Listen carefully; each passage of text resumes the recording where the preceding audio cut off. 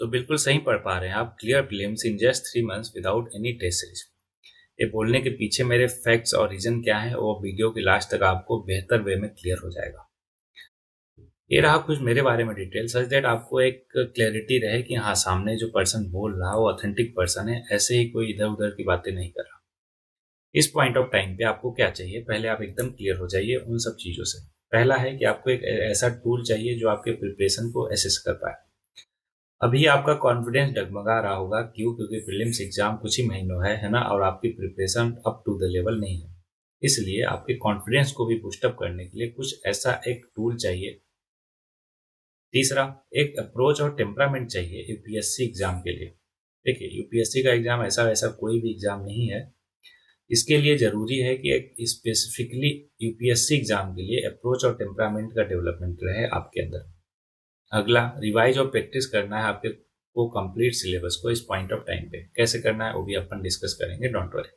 और आपके फोमो को हटाना है, फियर ऑफ मिसिंग आउट जो है ना आपका, किसके बीच में? करंट अफेयर्स, स्टैटिक सब्जेक्ट और सीसेट के बीच में। कभी सीसेट करते हो तो लगता है कि स्टैटिक भूले जा रहे हो, रिवाइज नहीं हो रहा, और कभी इसको रिवाइज करने बैठते हो तो लगता है यार करंट अफेयर्स नहीं हो पा रहा है ना। तो इस फोमो को भी हटाना है। ये आपका नीड ऑफ आवर है या फिर अभी का जरूरत है। अगला, आपके अंदर बहुत सारी एंजाइटी और स्ट्रेस भी डेवलप हो रही होगी इस पॉइंट ऑफ टाइम पे। क्यों? क्योंकि जब एग्जाम कुछ ही महीने बचता है तो मैं बता सकता हूँ एक्सपीरियंस के बेसिस पे कि ऐसा होता है। तो इसको कैसे हैंडल करना है ये भी अपन डिस्कस करेंगे। आगे बढ़ते हैं। और अभी मैंने कहा कि टेस्ट सीरीज को आपको नहीं लगाना है कोई सी भी कोचिंग के। ऐसा क्यों? क्योंकि देखो, एक तो बात यह है कि टेस्ट सीरीज जो है एग्जैक्ट पैरामीटर नहीं है आपके प्रिपरेशन को एसेस करने का। ऐसा क्यों बोल रहा मैं? क्योंकि आपने ऑब्जर्व किया होगा कि आपके कुछ फ्रेंड जो 40-50 नंबर ही ला रहे थे टेस्ट सीरीज में, उनका प्रीलिम्स में हो गया, और कुछ ऐसे दोस्त थे जो 100 नंबर ला रहे थे फिर भी उनका नहीं हुआ। तो इसलिए एग्जैक्ट पैरामीटर नहीं है आपके प्रिपरेशन को एसेस करने का। अगला, वेग और बहुत ही डिफिकल्ट क्वेश्चन काफी बार टेस्ट सीरीज में पूछते हैं जानबूझ के। देखो, उसके पीछे दो रीजन होता है। पहला रीजन तो सबको एकदम क्लियर होना चाहिए, क्या? कि मोस्ट ऑफ द कोचिंग चाहती हैं कि वो डिफिकल्ट क्वेश्चन एस्पायरेंट को मिले, जिसके बेसिस पे वो ये डिसाइड करें कि नहीं, हमारा प्रिपरेशन अच्छा नहीं है तो क्रैश कोर्स खरीदें, है ना, और कोचिंग में एडमिशन लें और उनका रिवेन्यू इंक्रीज करें, राइट। दूसरा रीजन जो है वो जेन्युइन रीजन है और नोबल रीजन है, क्या? कि थोड़ा डिफिकल्ट क्वेश्चन, 100 में से कुछ क्वेश्चन है ना, कुछ पोर्शन डिफिकल्ट इसलिए बनाते हैं सच दैट आपको ये पता चले कि हाँ, अभी आपकी preparation up to the level नहीं है, आपको और मेहनत करने की जरूरत है। लेकिन वो कुछ ही परसेंटेज ऑफ क्वेश्चन होने चाहिए। ऐसा नहीं कि सारे के सारे कर दोगे तो वहीं पे धारा सही हो जाएगा बच्चा, उसका कॉन्फिडेंस वहीं पे एकदम लूज हो जाएगा, राइट। तो आई होप कि ये क्लियर हो गया होगा वेग और डिफिकल्ट क्वेश्चन के पीछे का रीजन। अगला, division of subject through PYQ, sorry previous year को प्रैक्टिस। कहने का मतलब यह है कि आप टेस्ट सीरीज इसलिए सॉल्व करते हो कि आपकी प्रैक्टिस के साथ साथ रिवीजन भी हो जाएगा। लेकिन ये रिवीजन करने का बहुत ही वाहियात तरीका है। ऐसा क्यों? क्योंकि उसमें इतने सारे फैक्ट्स और तथ्य आपको मिलेंगे ना, उसको रिकॉल रिकलेक्ट करते करते आपको लगेगा कि यार कहाँ पे जा रहा हूँ मैं, और सच में सही डायरेक्शन है या फिर ऐसे ही कुछ भी मैं पढ़ रहा, राइट। तो इसलिए वहां पे आपको एक डाउट भी आएगा। अगला, creating unnecessarily FOMO among aspirant. मैंने आपको बताया ना कि उसमें बहुत सारे ऐसे तथ्य, ऐसे एलिमेंट्स मिल जाएंगे जिसको पढ़ के आपको लगेगा कि यार ये कहाँ से आ गया, आज तक तो मैंने इसके बारे में सुना ही नहीं, पढ़ा ही नहीं। तो आपके अंदर बेवजह फालतू का फोमो क्रिएट होगा, है ना।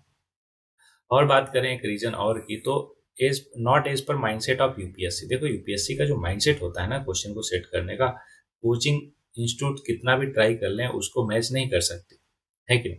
तो अब बात आती है कि सर ठीक है, आपने बता दिया टेस्ट सीरीज क्यों नहीं ज्वाइन करना है, तो क्लियर हो गया, लेकिन उसके अगर उसको ज्वाइन नहीं करते तो आखिर करेंगे क्या, है ना। तो उसके लिए मेरे पास है ब्रह्मास्त्र आपके लिए।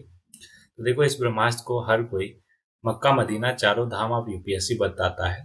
टॉपर्स की ये पहली पसंद है और सबकी रिकमेंडेशन है कि हर कोई रिकमेंड करता है कि भाई साहब, है ना, बहन जी, ये बिना किए आपका बेड़ा पार नहीं होगा। मतलब आप बेहतर नहीं कर सकते यूपीएससी एग्जाम में, चाहे वो प्रीलिम्स हुआ चाहे मेंस हुआ। और इसके बेसिस पे आप अप्रोच और टेम्परामेंट भी डेवलप करते हो। अभी आपको क्लियर हो गया होगा कि मैं किसकी बात कर रहा। तो बिल्कुल सही पकड़े हैं आप कि ये है Brahmastra PYQ, previous year question. Previous year question को ये सारी की सारी चीजें बोली जाती है। अब बात आती है कि सर ठीक है, लेकिन प्रीवियस ईयर क्वेश्चन तो हम भी सॉल्व करते हैं, पिछली बार भी किया था फिर भी हमारा यूपीएससी नहीं हुआ, क्यों? तो उसके पीछे का रीजन है कि आपने सॉल्व नहीं किया। है ना, उसने आपने जस्ट उसका आंसर देखा। देखो सॉल्व कैसे किया जाता है और एनालाइज कैसे किया जाता है, उसके पीछे है ना थोड़ी ज़्यादा मेहनत है जो आप अभी कर रहे हो। और थोड़ी ज़्यादा कैसे, आप समझो। पहला स्टेप ये है कि जब भी आप यूपीएससी के पीवाईक्यू को सॉल्व करो, और उसका एनालाइज का मतलब ये होता है कि आप उसको कैटेगराइज कर रहे हो type of question. For example repetitive theme पे क्वेश्चन आते हैं। एग्जाम्पल की बात करें तो राइट टू प्रिवेसी, याद कीजिए article 21 in our Indian constitution right to privacy की बात करता है। अब राइट टू प्रिवेसी उठा के देख लो, एक टॉपिक हो गया, एक थीम हो गया, इस पे कितने सारे क्वेश्चन पूछ चुका है यूपीएससी पास्ट में, है ना। तो ये रिपीटिव थीम हो गया। दूसरा स्टेटमेंट बेस्ड, मतलब कि मान लो अगर 4 स्टेटमेंट यूपीएससी ने दिया, उसमें से 2 ही सही थे, तो मोस्ट ऑफ द लोग 2 ही पे फोकस करते हैं। आपने भी पिछली बार यूपीएससी का पीवाईक्यू सॉल्व किया होगा तो यही इसी 2 ही पे फोकस किया होगा आपने। लेकिन उन चारों स्टेटमेंट में से बाकी जो 2 स्टेटमेंट बच गए, उन्हीं पर बेस्ड 2-4 सालों में यूपीएससी क्वेश्चन बना के पूछ लेता है। अब समझो, अगर आपने यूपीएससी का पीवाईक्यू सॉल्व किया और चारों के चारों स्टेटमेंट को अच्छे से क्लियर किया, तो 1 साल, 2 साल, 4 साल बाद अगर इस बेसिस पे क्वेश्चन पूछता है तो उसको आप सॉल्व कर पाओगे, है कि नहीं। तो इसलिए कहा कि स्टेटमेंट बेस्ड में भी कैटेगराइज करना है आपको क्वेश्चन। तीसरा, एक्सट्रीम वर्ड। बहुत बार ऐसे स्टेटमेंट आ जाते हैं जहां पे ऐसे एक्सट्रीम वर्ड यूज करता है यूपीएससी, जैसे all, not, only, not all, ये सारे के सारे। और आपने ऑब्जर्व करोगे, अगर आप यूपीएससी का पीवाईक्यू सॉल्व करोगे, कि जब भी ऐसे टाइप के एक्सट्रीम वर्ड मिलते हैं ना, तो मोस्ट ऑफ द केसेस में वो स्टेटमेंट गलत होता है। क्या होता है? गलत होता है। ध्यान दीजिएगा, मोस्ट ऑफ द केसेस मैंने बोला, ऑल केसेस नहीं बोला। सेम वे में प्रोबेबल वर्ड जैसे सम, फ्यू, मे बी नॉट, ये सारे के सारे जब आते हैं तो मोस्ट ऑफ द केसेस में वो स्टेटमेंट सही होता है। ऐसा क्यों मैं बोल रहा? क्योंकि मान लो बोला कि सम स्पीसीज आर पॉइजनस। अब some species of frogs are poisonous, ये मैंने बोल दिया। अब सोचो कि अभी तो ये हो सकता है कि कोई ना कोई स्पीसीज मिला, या फिर ना भी मिला हो तो हो सकता है कि कल को मिल जाए। कल को मिल जाए तो ये तो करेक्ट हो जाएगा।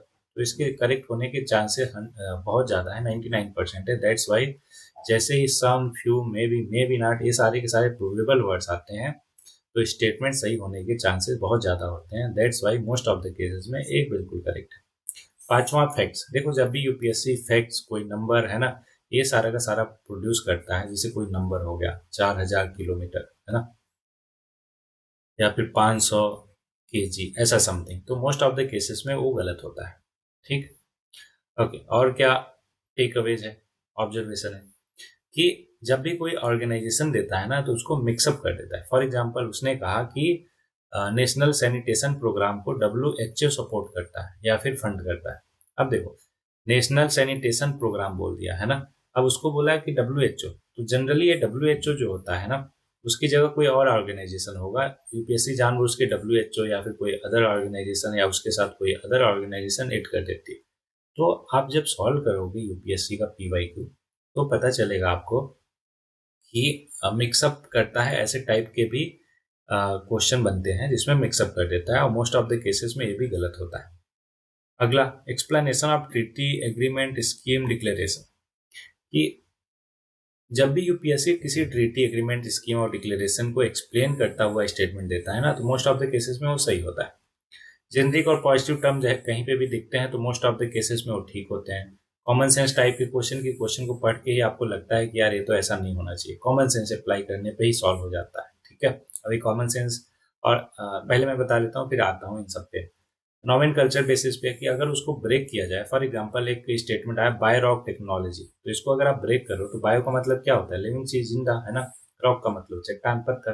तो इन दोनों से रिलेटेड, कॉम्बिनेशन के रिलेटेड चारों ऑप्शन में से जो भी ऑप्शन मैच करेगा, है ना, तो वो पर्टिकुलर स्टेटमेंट सही हो जाएगा। मोस्ट ऑफ द केसेस में नॉमिन कल्चर के बेसिस पे भी क्वेश्चन को सॉल्व किया जा सकता है, बशर्ते आपको कुछ भी मालूम ना रहे, फिर भी उसको आप सॉल्व कर लेते हो।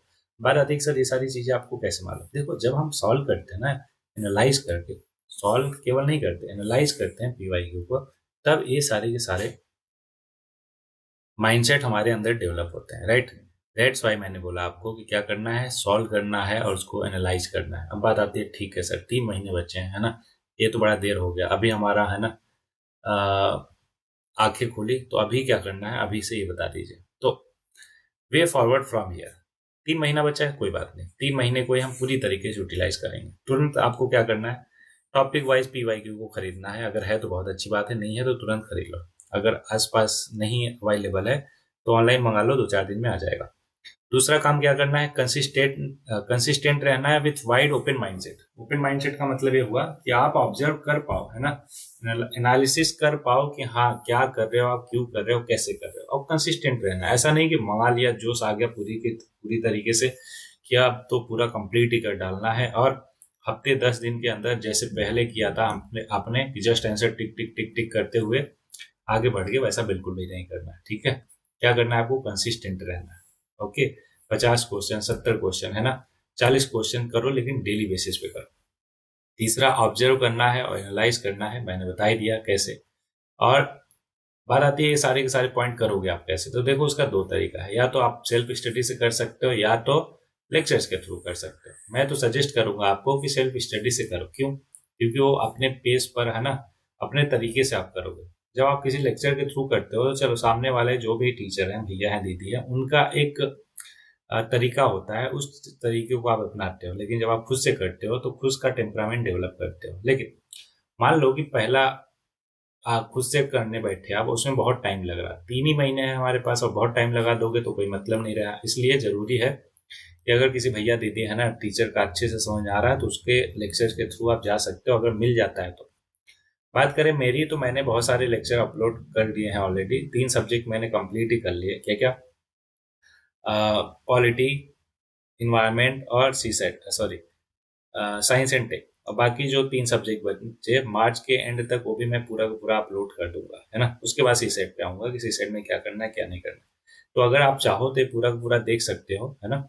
इससे भी आपको पूरा एनालिटिकल वे में क्लियर हो जाएगा, PYQ कैसे करना है, क्या करना है, वो सारा कुछ आपको क्लियर हो जाएगा। ठीक है, तो ये सारे के सारे लेक्चर को आप फॉलो कर सकते हो। अगला, मैं तो कहूंगा कि आप पर्सनलाइज स्ट्रेटजी बनाओ, डेली बेसिस पे कितना टाइम देना है, कौन से सब्जेक्ट को पहले करना है। क्यों? क्योंकि हो सकता है आपका पॉलिटी का बेसिक क्लियर हो, इसमें ज़्यादा टाइम ना लगो, इसको आप बहुत अच्छे से कर पाओ। हिस्ट्री उतना अच्छे से ना क्लियर हो, आपके बेसिक्स, है ना, इसलिए हिस्ट्री में ज़्यादा टाइम लगे, तो इसको बाद क्लियर रखो या फिर इसको पहले करो। वो टोटली आपका डिसीजन होना चाहिए। तो आपको एक अपनी पर्सनलाइज स्ट्रेटजी बनानी है। ध्यान रहे वो कंसिस्टेंट होना चाहिए, ऑब्जर्वेंट और एनालिसिस वे में रखना है उस स्ट्रेटजी को, और देखते हुए कि कौन सा सब्जेक्ट मेरा स्ट्रांग है, कौन सा वीक है, उसके बेसिस पे। क्यों? क्योंकि आपसे बेहतर कोई नहीं जानता इस चीज़ को। अच्छा, ये सब करने के बाद आपको लगेगा कि सर PYQ चलो टॉपिक वाइज, है ना, चैप्टर वाइज हमने सॉल्व कर लिया, लेकिन बाकी मेरे दोस्त टेस्ट सीरीज सॉल्व कर रहे हैं, ये कर रहे हैं, वो कर रहे हैं, और मैं नहीं कर रहा, तो मेरे अंदर एक फोमो क्रिएट हो रहा है, तो उस चीज़ को कैसे टेकल करना है। तो देखो, उस फोमो के लिए आप बिल्कुल टेस्ट सीरीज लगाओ, लेकिन PYQ बेस्ड होना चाहिए वो टेस्ट सीरीज। मतलब अगर आपको वो ऐसा टेस्ट सीरीज मिलता है जो टोटली PYQ बेस्ड है ना, तो उसको आप रिफर कर सकते हो, सॉल्व कर सकते हो। अगर ऐसा नहीं मिलता तो आप सिंपली क्या करो, पिछले 10 सालों की ईयर वाइज उठाओ और उसको 2 घंटा टाइम बाउंड मैनर में सॉल्व करना स्टार्ट करो, जैसा UPSC का 2 घंटे का पेपर होता है। ठीक है, तो इससे क्या होगा कि आपका फोमो भी हट जाएगा और उसके साथ साथ प्रैक्टिस के साथ PYQ बेस्ड ही रिविजन भी हो जाएगा, है ना। चलो, फाइनल मंत्रा यही है इस वीडियो का कि आपको क्या करना है, PYQ को सॉल्व करना है, एनालिसिस करना है उसका, और सेम चीज को रिपीट करना है। होपफुली कि वीडियो में जितनी भी सारी चीजें बताई मैंने एकदम क्लियर होगा। तो जो स्टार्टिंग में मैंने बोला था ना कि ये फैक्ट्स आपको क्लियर हो जाएंगे कि ऐसा क्यों, मैंने बोला कि clear films in just 3 months without any test series, ये आपको आई होप कि एकदम क्लियर हो गया होगा कि ऐसा बोला तो आखिर बोला क्यों मैं। तो इन्हीं शब्दों के साथ इस पूरे लेक्चर को विराम देते हैं। तो आपके लिए मैं बस यही बोलूंगा कि आप पढ़ते रहो, आगे बढ़ते रहो, और किसी टाइप का कोई प्रॉब्लम, कोई दिक्कत हो तो मेरे से बात करो और उसको क्लियर करो। चलो, मिलते हैं किसी नए वीडियो में, तब तक के लिए एंजॉय।